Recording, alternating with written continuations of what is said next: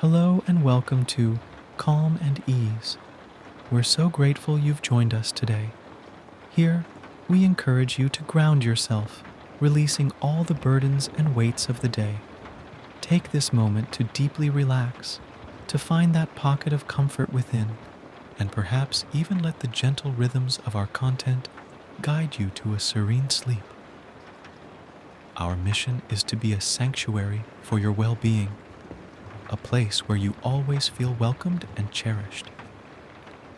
Today, we have a special story lined up for you, one that promises to take you on a transcendent journey. Dive in with an open heart, and let's embark on this voyage of peace and relaxation together. Maybe you pull the blanket a bit closer or shift your cushion. Sense the gentle texture underneath you and let yourself drift further into tranquility with every inhale and exhale. Take a deep breath and release it slowly. Observe the gentle movement of your abdomen as it rises and falls. As you continue to breathe, let go of the day's stresses, and with each exhale, release any lingering concerns. Feel the relaxation spread to your arms and legs, making them feel light and relaxed. Everything feels warm and weightless. Soften the muscles in your face, your brow, and your chin. Experience a calming peace as you delve deeper into relaxation. This peaceful feeling surrounds you, making everything feel at ease. Both your body and spirit are descending into a profound state of calm. Embrace this moment, knowing it's solely for your rejuvenation. Release any lingering thoughts or worries. Right now, you're present in this moment, ready for a rejuvenating experience.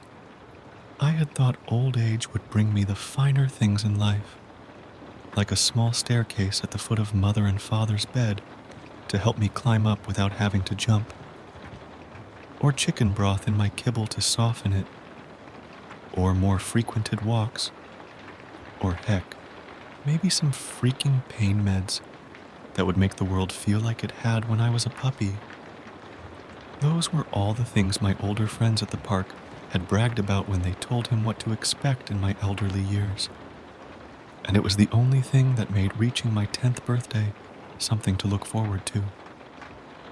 But when my 10th birthday arrived, there was no staircase to mother and father's plush California king, no stewed kibble, and certainly no pill-stuffed hot dog with promises of arthritic pain relief. I did get a cake, the same one mother always made for me every year, peanut butter and sweet potato. Dear mother, bless her heart, still couldn't figure out how to make the thing any less dry after 10 years. But I still scarfed the entire thing in one bite, because, well, peanut butter. I got my regular walk around the forest fire road, though we turned around at the first gate instead of the second this time, something my mind cursed, but my hips were grateful for. No, my birthday party did not come how I had expected, and really, I should have known what was coming. There had been a strange scent on mother and father's clothes a few days before. A few thin, white-colored hairs were stuck between the threads of mother's pants and father's jacket. It had smelt like they had been... No, I thought to myself. They would not go there without me, but it appeared I knew nothing. Apparently, I did not know a single thing about mother and father, and I suppose it should have been expected after they'd surprised me all those years ago with bringing the youngling home.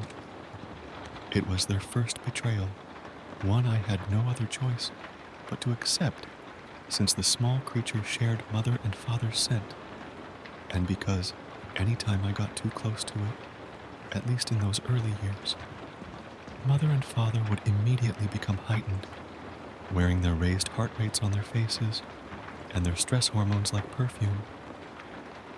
But this betrayal, I was not sure I could forgive this. "Beowulf," father said, beckoning me. I came running, tail alight and wagging, as it always was at the sound of my leader's voice. "We have someone we want you to meet."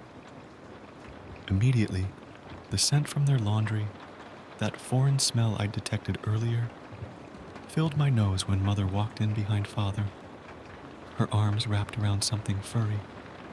With the visual confirmation, my tail was no longer playfully loose, but now tight and tense. I growled at the sight of the small fluff ball. "Get away from my mother." "Oh, Wolfie, no. This is your new little brother," Mother said, the pitch of her voice as high as it had been when I met the youngling. But this was not a youngling like Gabby. No, this was a puppy, squeaked Gabby, who ran over to Mother, her little hand outstretched to stroke the small creature's head. I unleashed another growl.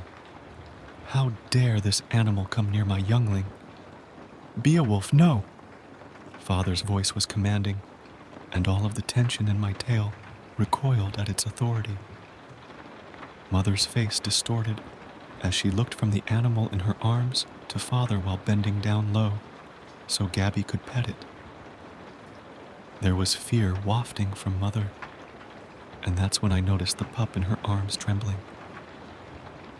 I felt a bit proud that I'd affected it in this way. "Good. You should be afraid." I narrowed my eyes threateningly. "Beowulf, stop!"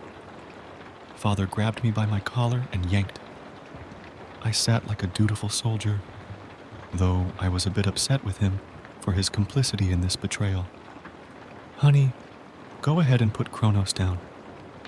I think it's freaking Beo out that you're holding him. Put him down so he can smell him. I'll hold him so he can't lunge. Gabby, you sit with Mama. Give the puppy some space." Mother and the youngling did as Father said, and as soon as the animal touched the floor, I couldn't help it. I lunged.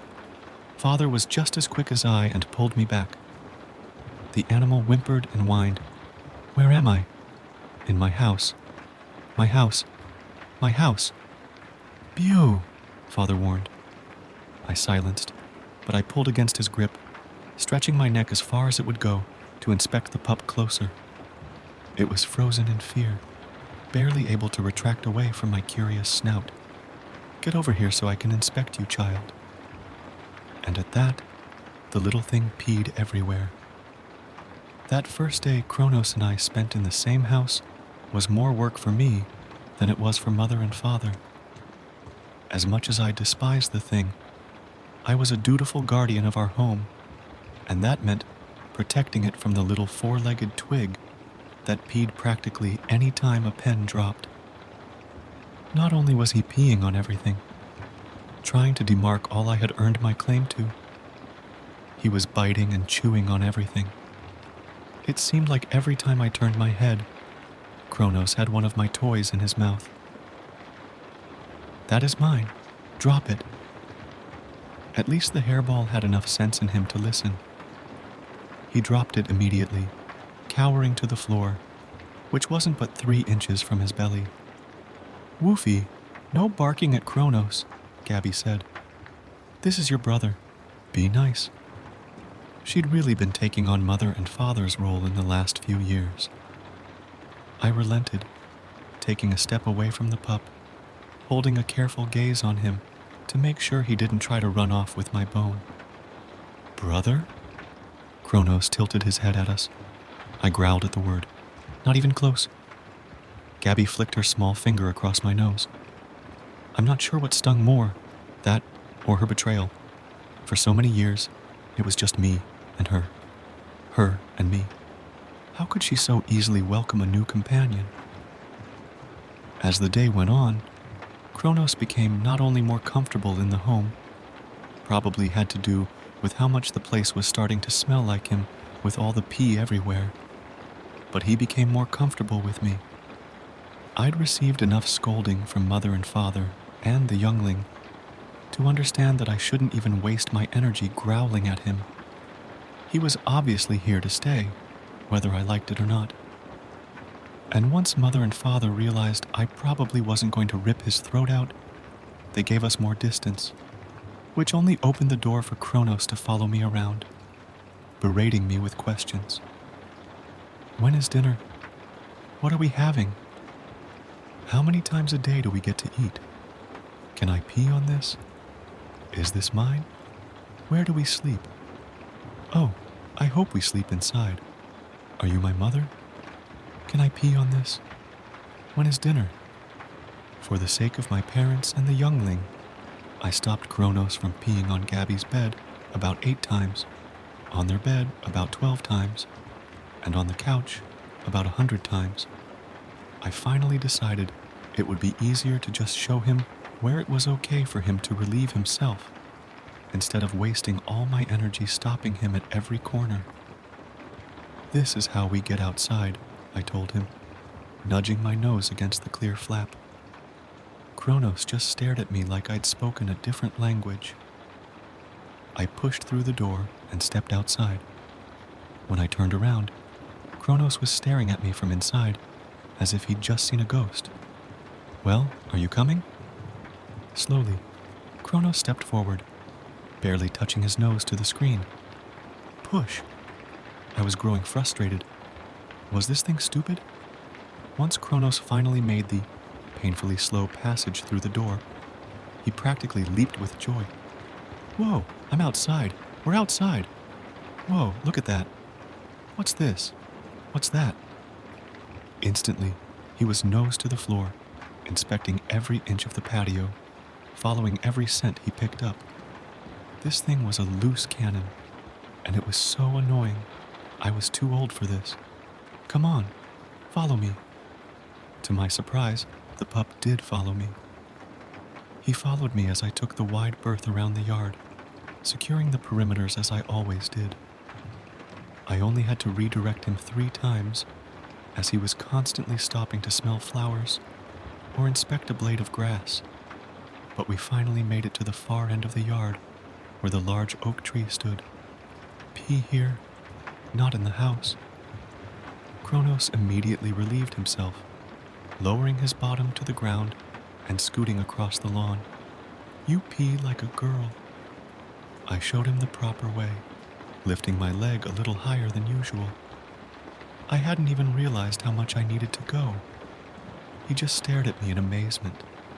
And then there was a shuffle in the tree above our heads, and I was quickly back on all 4s, alert and ready. When I looked up, I was eye to eye with the blue bird. Intruder! Intruder! Intruder! I howled, jumping up the side of the tree. The bird was gone by my second bark, but I added the third for safe measure. What was that? Kronos asked. His eyes lit up like the sun. I was already strolling back towards the house when I answered him. That was a tree dweller. It's our job to protect the house from creatures like that. But they don't all look the same. Some are furry, some are... It was then that I realized what I had said. Our, not my. Kronos' little legs were hurrying to catch up to me. That was so cool. Can you teach me how to do that? I stopped in my tracks, feeling the hairs on my back rising despite the beaming warmth from the midday sky.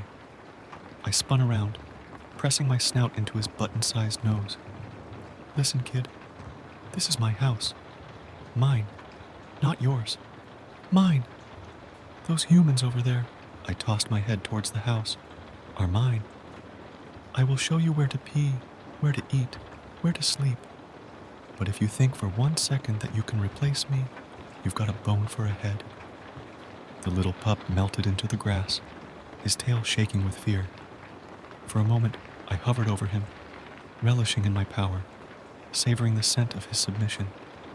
My shadow loomed over him, and then suddenly, a shadow loomed over me. Beowulf!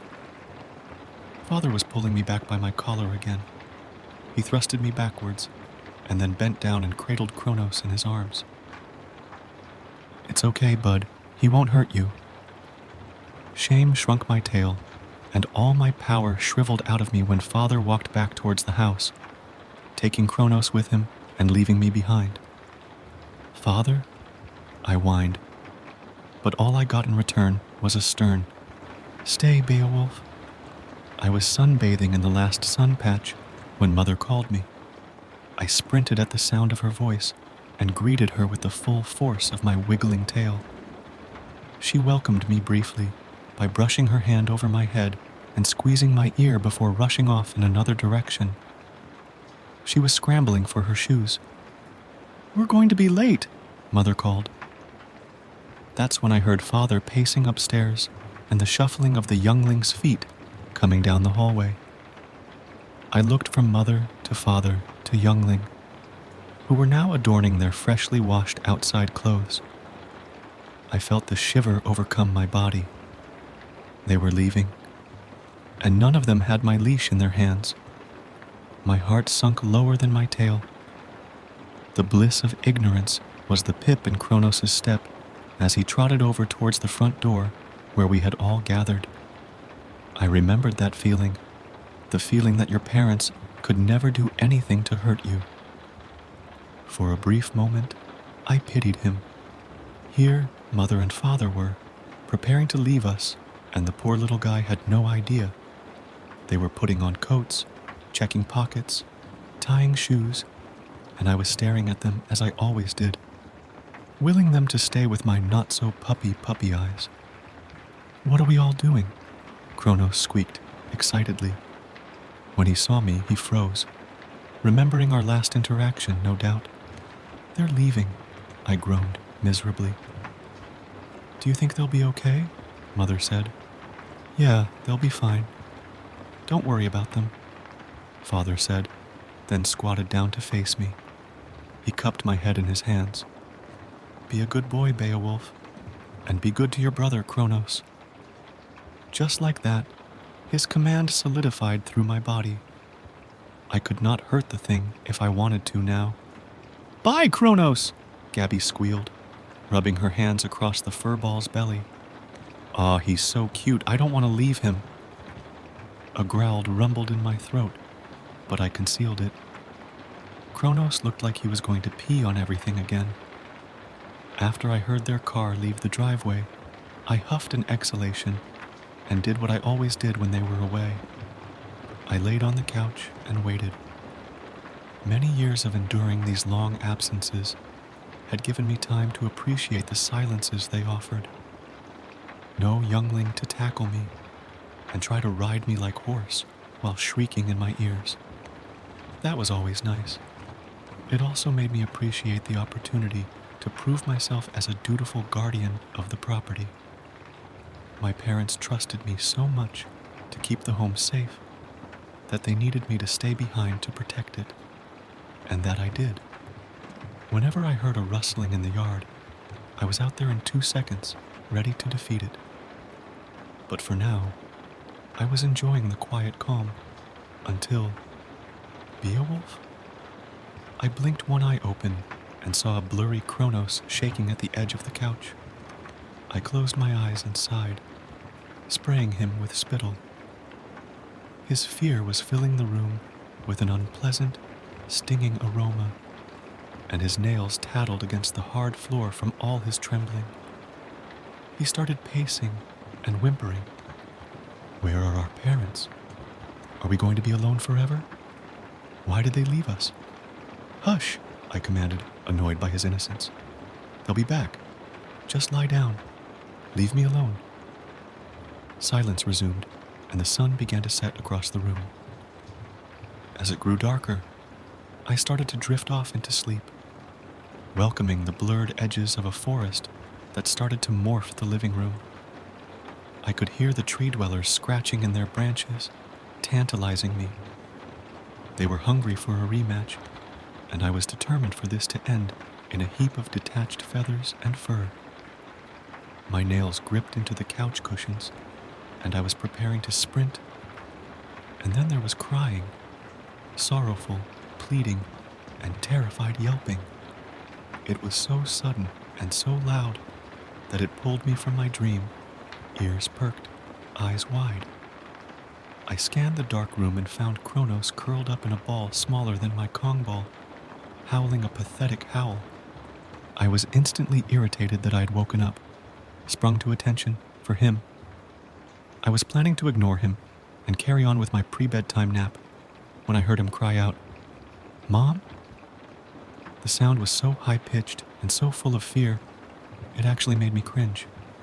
Instantly, I was a puppy again, and it was my first night in Mother and Father's house. I remembered the terror of being separated from my brothers and sisters and my mother, and brought to a brand new place where the smells were unfamiliar and the people were new. I remembered crying out for my mom the first time Mother and Father left me alone in the house. I'd had no idea if they ever planned on coming back. I'd had no idea what I would do or where I would go if they never returned. I jumped off the couch and approached the terrified pup. "Hey, kid, you like stories?"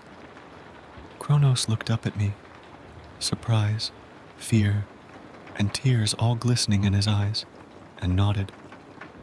I nudged him with my nose, directing him to my bed, which lay at the foot of Mother and Father's bed.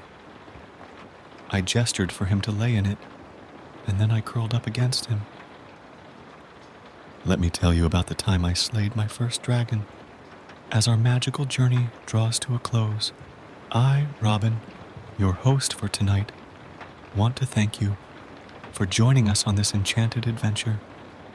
May the magic and wonder we've explored together tonight stay with you, guiding you into a realm of peaceful dreams and restful nights. Remember, the world of imagination is always just a thought away. Until our next story, sweet dreams and good night.